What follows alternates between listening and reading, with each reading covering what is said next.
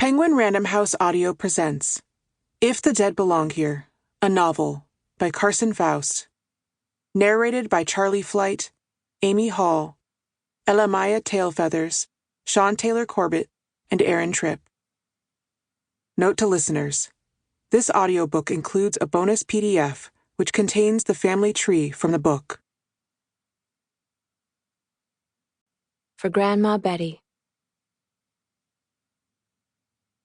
Jordan, Wisconsin, 1996. The intruders enter, as quiet as light. They come through the windows, the doors, slipping in easily as if their girl left this home open for them.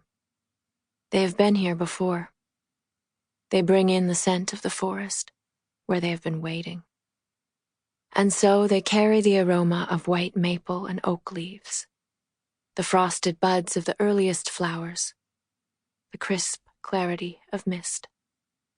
They walk over old floorboards, down the hallway with framed faces scattered on the wall. Likenesses of people they once knew like family, like blood. These glossy paper faces are sightless, though their eyes are open. Sightless, too, are those who live in this house, with their closed eyes and round, dream-filled heads. They know them just as well. And they will find their girl. They know where to find her. Each door inside the house is open, as if to welcome them. This is a moonless night, and their girl's mother and sister are sleeping. So is the old woman, but she lies at the far end of the house. The intruders keep their distance from her, keep quiet.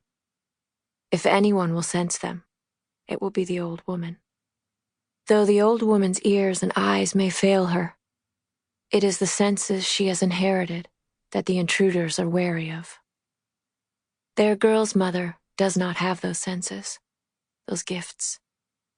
The intruders peer into the room where the mother sleeps. So much is shared between mother and daughter. The sundown color of their skin, the night sky color of their hair, their summery scent, the warm smell of blanketed bodies, of comfort. But this is not where their girl belongs. Not with her mother who has forgotten so much. Not with this woman who once let her eldest daughter go hungry and unclean.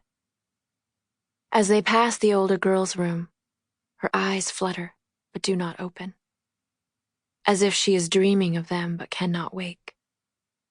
She may not see or hear the intruders, as their girl has, but this one perhaps feels them. Like a needle nestling into skin, sharp, knowing, exact, slipping in just to draw away. In her slumber, with her deep red lips and heart-shaped face, this daughter looks so much like the old woman had at that age. But she is not the girl they want. Their girl's room is only steps away. Her playthings spill out from the doorway. A pale little doll with black hair and broken open eyes. Blank paper. Finger paint. She is sleeping on her side, her body and her blanket curling around each other. Her left arm hangs off the side of the bed. It is as if her hand is reaching out for them, waiting for them. This is Laurel. For a while, the intruders watch her dream. For a while, they watch her breathe. They know they are saving her. They love her. They love her. Part 1. 4 hours. Disappeared. 1996. This time when Nadine wakes, it's not just the house that feels emptier, colder. There is a new kind of absence. It's as if her body feels emptier. She springs up, then nearly falls, dizzy from freshly broken sleep. The house does not feel like her own. Maybe it hasn't for months now, since Mom started drinking again. But this is different. Worse somehow. The blue wallpaper in the hallway looks darker because there is no moonlight. The glass of the picture frames that line the hall reflects only black. The floorboards seem to move beneath her. Her heart is humming. Her hand runs across the wallpaper, guiding her down the hall. She hits something, hears it shatter behind her. But she doesn't look back. She has to keep going. She hears crickets singing in the fog outside, smells wet earth and tree bark through the window screens. In a few weeks, stems of Queen Anne's lace will start to push out of the soil.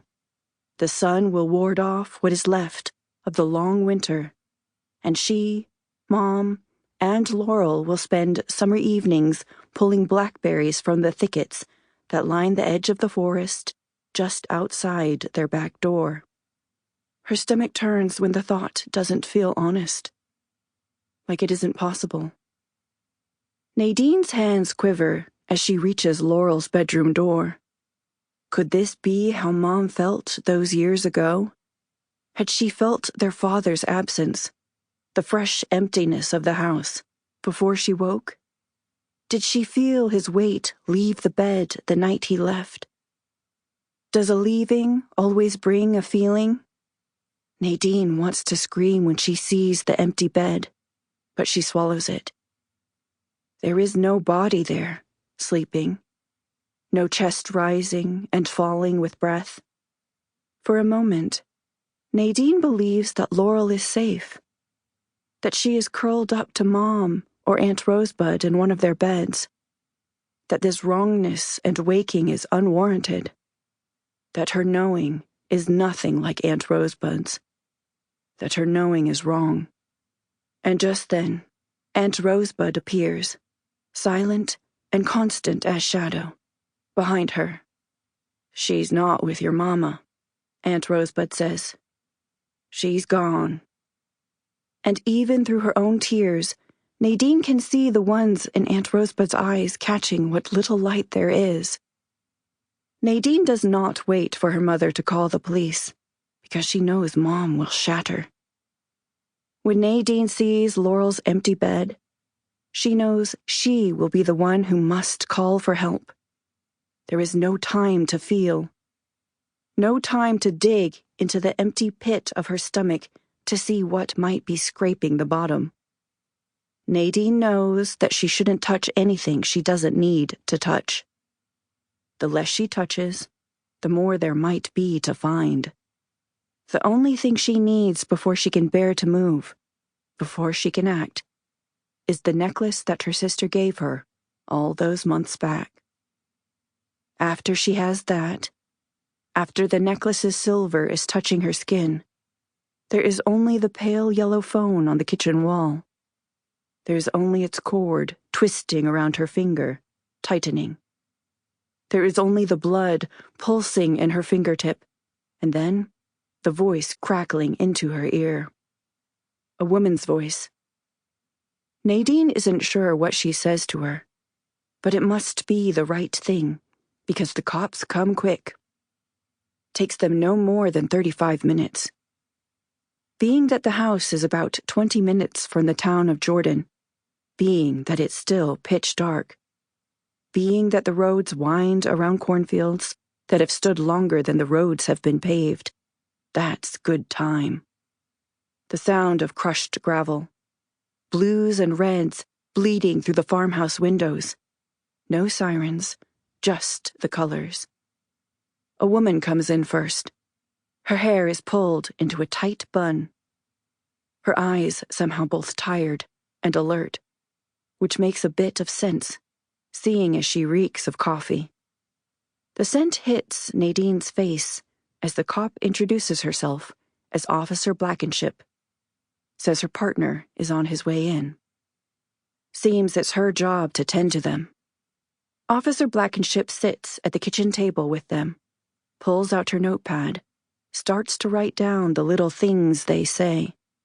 She assures them that her partner will take a look around. That's what he'll be best at.